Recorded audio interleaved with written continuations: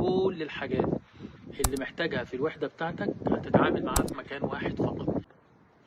السلام عليكم، عاملين ايه؟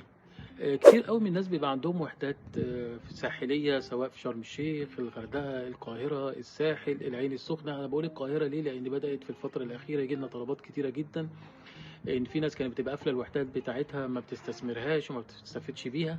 فمع الفتره الاخيره، مع لجوء بعض الجنسيات العربيه لمصر والاقبال الكبير اللي حصل على الايجارات في الفتره اللي فاتت، ففي ناس كتيره بدات تفتح الوحدات بتاعتها وبتفرشها فرش يعني فندقي يليق، علشان تقدر تحقق اكبر عائد. ليه؟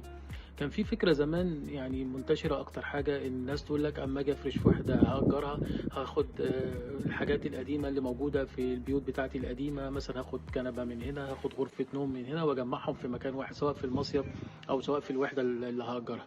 والفكر ده كان خطأ، لأن نسبتها أو فرصتها في الإيجار كانت بتقل جامد جدا، ولو اتأجرت بتتأجر بأسعار بخسة أو قليلة جدا، وفي المقابل كمان الصيانة بتكلفك كتير في المدى القصير مش في المدى البعيد.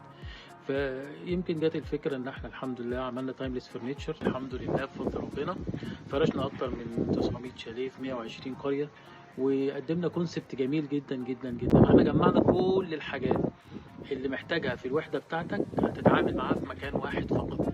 يعني مش هتتعامل مع 12 15 مكان عشان تفرش الوحدة بتاعتك فرش فندقي، لا، انت هتتعامل مع جهة واحدة بس، هي اللي هتقدم لك كل حاجة وبأكواد فندقية احترافية، توفر لك الريتيرن اون انفستمنت او العائد اللي انت متوقعه بالوحدة بتاعتك بأرقام حلوة جدا، وبتكلفة أقل من التكلفة اللي حضرتك هتعملها لو عملت الوحدة أو فرشتها بنفسك.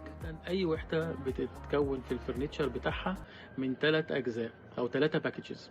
فرش فندقي على أعلى مستوى ويتحمل الاستخدام الشخصي والإيجار بأسعار وجودة لا تقارن، معتمدون من أكبر المطورين العقاريين لفرش الشاليهات الفندقية. ثقة، جودة، أمان، مع تايمليس أنت الكسبان.